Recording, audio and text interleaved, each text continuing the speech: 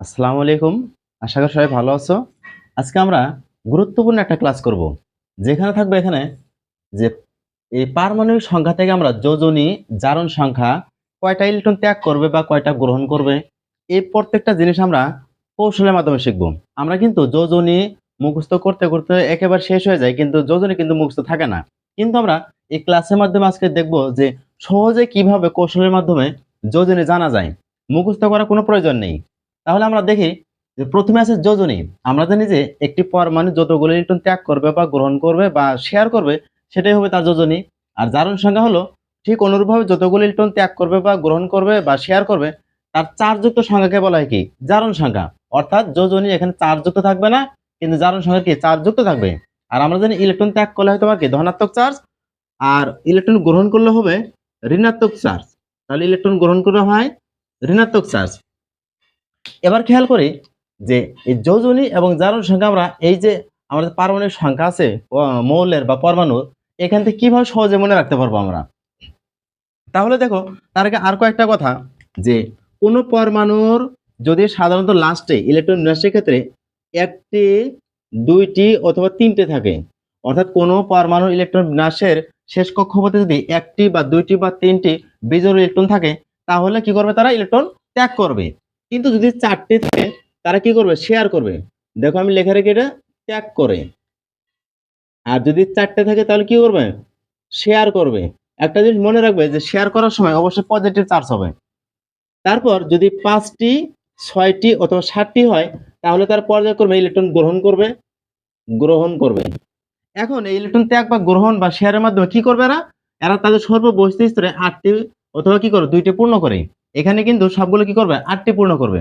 অর্থাৎ এখানে প্রত্যেকটা পরমাণু একটি, দুইটি ইলেকট্রন কি করবে ত্যাগ করে 8টি পূরণ করবে সর্বশেষ কক্ষপথে, অথবা 4টে শেয়ার করবে, অথবা কি 5টা, 6টা বা 7টা যদি থাকে তাহলে অতিরিক্ত ইলেকট্রন কি করবে এটা, মানে যেটা ইলেকট্রনটা প্রয়োজন ওটা গ্রহণ করবে। গ্রহণ করার পর সে 8টা পূরণ করবে।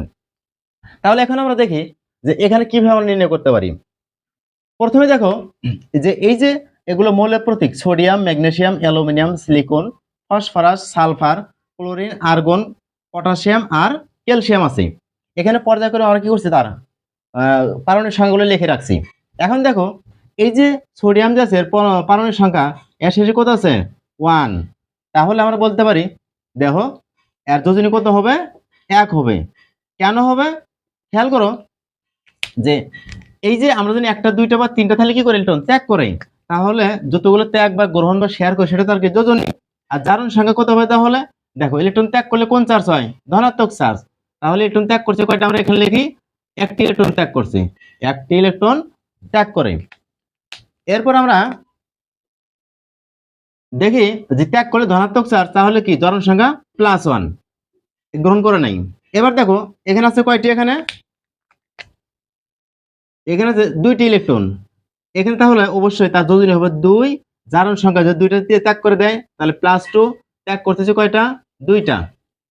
এরপর আবার আছে কি 3টা, তাহলে তার যোজনী হবে কত 3। জারণ সংখ্যা হবে +3 এবং এখানে ত্যাগ করবে কয়টি 3টি ইলেকট্রন ত্যাগ করবে। ভালো খেয়াল করো এখানে আছে কয়টি 4টি। দেখো আমরা বলছি যে 4টি যদি থাকে তাহলে ইলেকট্রন কি করবে শেয়ার করবে। আর শেয়ার করলে সবসময় পজিটিভ চার্জ হয়। তাহলে 4টে শেয়ার করবে মানে কি তোমার 4টা শেয়ার করলো। আর সেখানে জারণ সংখ্যা হবে কি তোমার +4 আর যোজনী হবে 4। দেখো এখানে আছে 5, তাহলে 5টা তাহলে কি করবে তার 8টা পূরণ করতে 3টা লাগবে। তাহলে সে 3টা গ্রহণ করবে অর্থাৎ কি তার যোজনী হলো 3। আর জারণ সংখ্যা তাহলে কি ত্যাগ কি করতেছে গ্রহণ করতেছে, গ্রহণ করলে হবে ঋণাত্মক চার্জ। তাহলে তোমার গ্রহণ করতেছে ঋণাত্মক চার্জ মানে কি মাইনাস, তার কয়টা গ্রহণ করতেছে 3টা। আর এখানে দেখো তাহলে ত্যাগ তোমার কি গ্রহণ করতেছে কয়টা 3টা। আচ্ছা 3 লেখা রাখি।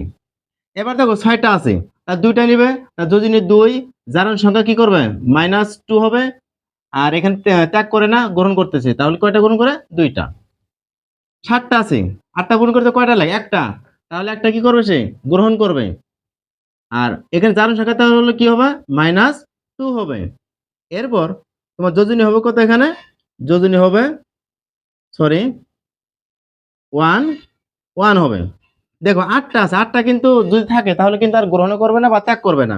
তাহলে কি হবে? যোজনী হবে কত? 0। তাহলে জারণ সংখ্যা কত হবে? 0 হবে। এরপর ত্যাগও করতেছে না, গ্রহণও করতেছে না। দেখো 9টা কি কখনো কি ইলেকট্রন কি শেষ কক্ষপথে হয়? অবশ্যই হয় না। তাহলে আমরা এই পাশে আসবো। দেখো 1টা আছে। তাহলে তার যোজনী হবে 1, জারণ সংখ্যা হবে কি +1, তাহলে কি একটা সে ত্যাগ করতেছে। এখানে আছে কয়টা? 2টা। তাহলে যোজনী হবে 2, তার জারণ সংখ্যা হবে কি +2 এবং ত্যাগ করছে কয়টা? 2টা। তাহলে স্পষ্ট যে এই যে পারমাণবিক সংখ্যা যে আছে এর শেষ যে তোমার যে যে অঙ্কগুলো আছে এখান থেকে কিন্তু আমরা বুঝতে পারতেছি যে কয়টা তার যোজনী হবে, তার জারণ সংখ্যা কত হবে, কয়টা ইলেকট্রন ত্যাগ করবে বা গ্রহণ করবে। আর সাধারণত আমরা জানি যে যারা ইলেকট্রন ত্যাগ করে তারা হলো ধাতব পদার্থ, আর যারা গ্রহণ করে তারা অধাতব পদার্থ। এই খেয়াল করো সোডিয়াম, ম্যাগনেসিয়াম, অ্যালুমিনিয়াম এরা ইলেকট্রন ত্যাগ করতেছে, এরা ধাতব পদার্থ। কিন্তু দেখো এদিকে যে তোমার আছে কি এখানে সিলিকন, ক্লোরিন, এই যে তোমার কি আছে ফসফরাস, এরাও তোমার কি অধাতু। এই যে পটাশিয়াম ইলেকট্রন কি করছে? ত্যাগ করছে। ক্যালসিয়াম ত্যাগ করছে, এরা হলো তোমার কি ধাতব পদার্থ। অর্থাৎ এখান থেকে দেখলাম যে একটা আছে তার যোজনী হবে 1, একটা ত্যাগ করে তাহলে +1, তাহলে কি হবে? ত্যাগ করলো একটা, এই যে একটা ত্যাগ করলো। এইভাবে কিন্তু আমরা সহজেই এই তোমার পারমাণবিক সংখ্যা থেকে যোজনী এবং জারণ সংখ্যা মনে রাখতে পারি। তবে একটা জিনিস লক্ষণীয় যে এই যে এখানে দেখো স্টার চিহ্ন দিয়ে রাখছি আমি ফসফরাস এবং কি সালফার। এই যে স্টার চিহ্ন যেগুলো আছে এগুলো যদি বাইরে থেকে তাপ বা চাপের পরিবর্তন করা হয় তাহলে আর কি করে যোজনী পরিবর্তন হয়, অর্থাৎ এটা পরিবর্তনশীল যোজনী প্রদর্শন করে। এক্ষেত্রে তোমার ফসফরাসের পরিবর্তনশীল যোজনী হলো 3 থেকে হয়ে যাবে কত? 5। আর সালফারের ক্ষেত্রে হয় কত? 2, 4 আর 6 হয়।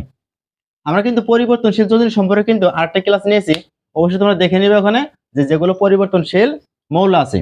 তো ক্লাস আমরা এখানে শেষ করছি আজকে। আবার দেখা হবে। আসসালামু আলাইকুম।